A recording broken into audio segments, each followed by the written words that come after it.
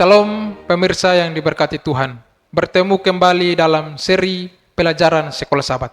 Sebelum kita melanjutkan renungan kita, mari kita berdoa. Tuhan, kami mau mendengarkan renungan firman Tuhan.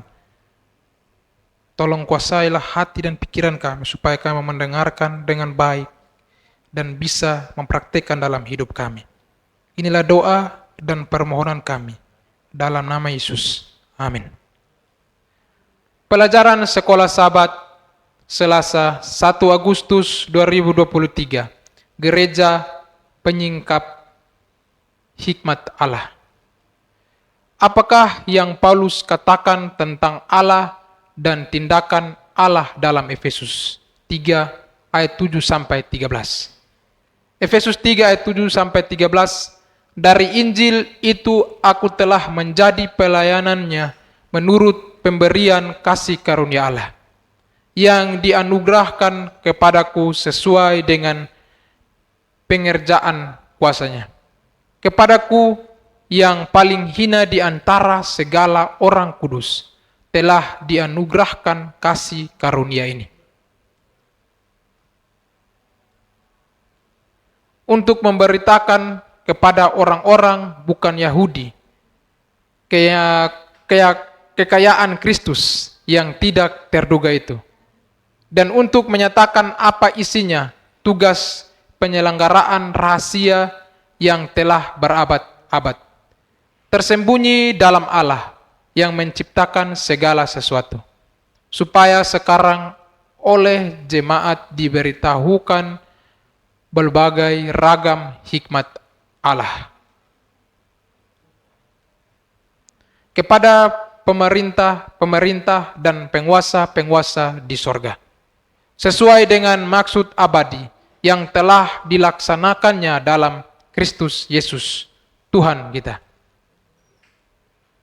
Di dalam Dia kita beroleh keberanian dan jalan masuk kepada Allah dengan penuh kepercayaan oleh iman kita kepadanya.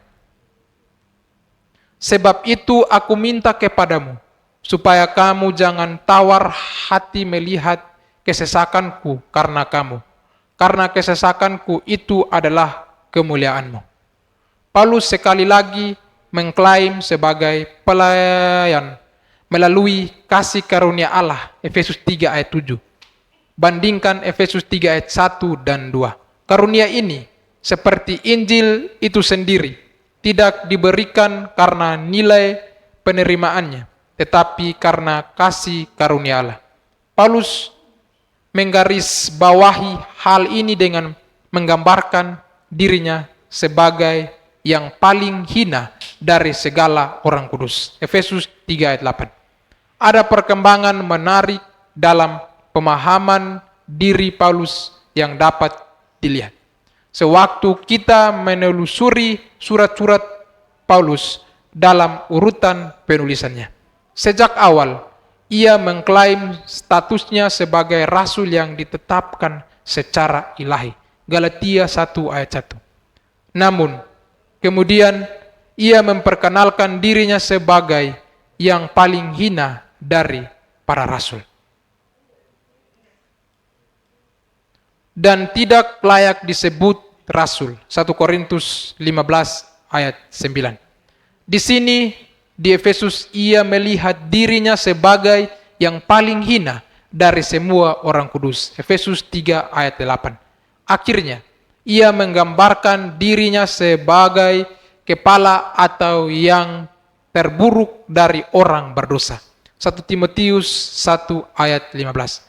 Mungkin cara pemikiran Paulus ini dapat membantu menjelaskan kutipan terkenal ini.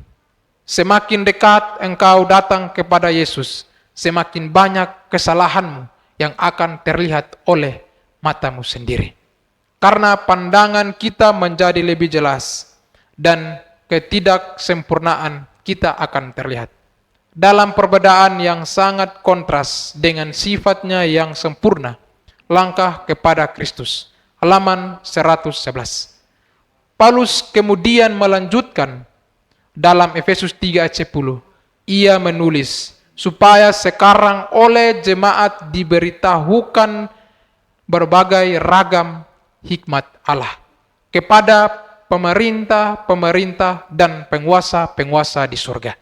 Siapakah pemerintah-pemerintah dan penguasa-penguasa di surga yang disebutkan di sini?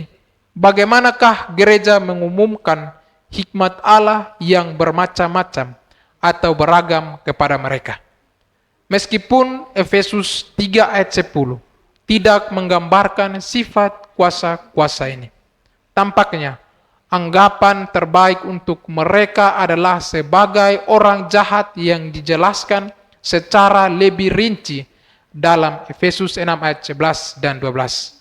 Jika demikian, komposisi gereja yang menyatukan orang-orang Yahudi dan orang-orang bukan Yahudi sebagai bagian umat manusia yang pernah terbagi menjadi pengumuman yang berdering bagi kepada pemerintah-pemerintah dan penguasa-penguasa di surga.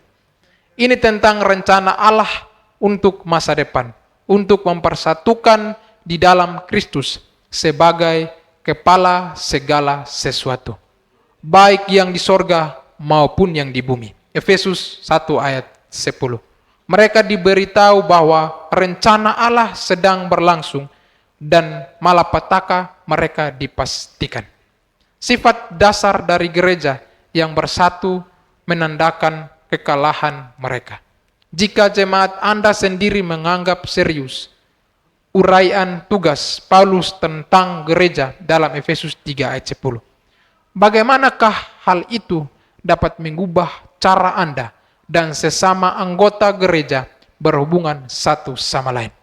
Tuhan memberkati. Mari kita berdoa. Bapa yang penuh kasih di surga, Bapa yang baik, kami sudah mendengarkan renungan firman Tuhan di mana mengajarkan kami supaya kami selalu datang kepadamu, di mana kami akan menyadari akan semua kesalahan yang kami perbuat ketika kami datang mendekatkan diri ya Bapa. Inilah doa permohonan kami. Dalam nama Yesus kami berdoa. Amin.